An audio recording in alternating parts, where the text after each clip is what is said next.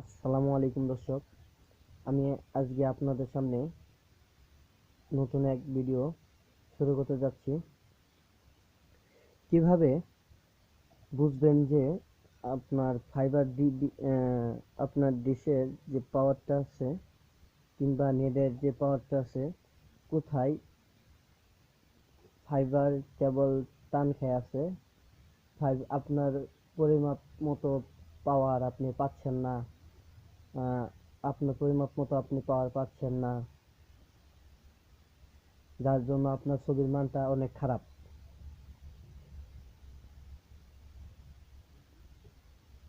কথা না বলে শুরু করতে যাচ্ছি আজকের এই ভিডিওটি। খুব সহজেই আপনি এই লেজার লাইটের মাধ্যমে বুঝতে পারবেন যে কিভাবে রূপটি বের করবেন। আপনি বুঝতে পারবেন যে কিভাবে কোন জায়গায় সমস্যা আছে, আপনি সেটা বের করতে পারবেন। আপনার যেখানে পাওয়ার আটকে যাবে, আপনার ফাইবার ডিবি যখন আপনার গন্তব্যস্থলে পৌঁছাতে না পারবে, তখন আপনার ছবির মানটা অনেক খারাপ হয়ে যাবে। চলুন দেরি না করে আপনাদের দেখাচ্ছি কিভাবে বুঝতে পারবেন যে আপনার লেদার কোনখানে আটকে আছে। এই যে দেখছেন একটা প্যাসকোড, প্যাসকোডটা প্রথমে খুলে নিই। প্যাসকোডটা খোলার পর আপনার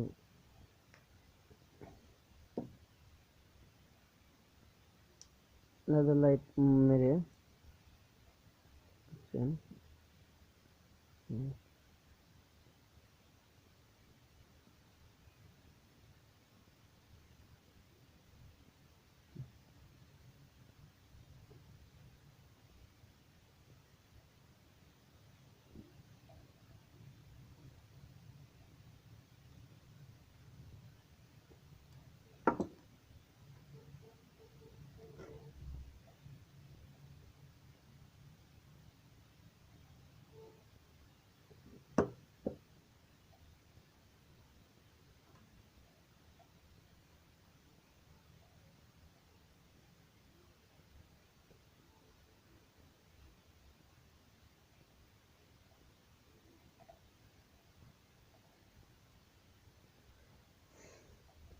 আপনি দেখতে পাচ্ছেন এদিক দিয়ে লেজার লাইটটা অন করে দিয়েছি, এদিকে কাটা আছে, তার জন্য এদিক দিয়ে লাইটের যে আলোটা আছে, আলোটা বের হচ্ছে। এদিকে কোনো জায়গায় চিহ্ন নেই যে আলো কোনো ই কোনো লাইটের কোনো নেই, এদিকে কোনো সমস্যা নেই। বুঝতে পারবেন যদি এদিকে হালকা বেঁকিয়ে দিবেন। এদিকে হালকা বেঁকিয়ে দেওয়ার পর দেখতে পাচ্ছেন লাল রঙের বাতি জ্বলতেছে, কারণ এখানে আপনার ওই ফাইবার ডিবির পাওয়ার যেটা, সেটা এখানে লস হয়েছে, মানে আটকে গেছে। এটা যদি আপনি সোজা করে দেন তাহলে দেখবেন নাই।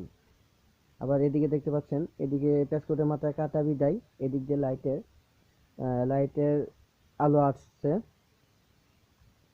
কোনো কোনো জায়গায় যদি এই সাধারণত আপনার দেখাচ্ছি এই প্যাসকোটের ভেতরে যদি কোনো অংশে ভেঙে যায় কিংবা চাপ খেয়ে, তাহলে আপনার এই প্যাসকোটের যেই জায়গায় ভাঙছে সেই জায়গাটুকুই বাতি জ্বলবে। এদিক দিয়ে দেখেন বাতি নাই। আপনি যে জায়গায় সমস্যা আছে সেই জায়গা দিয়েই বাতি জ্বলবে, আর অন্য কোনো জায়গায় বাতি জ্বলবে না। এতে করে আপনার রূপ ধরতে সহজ হবে।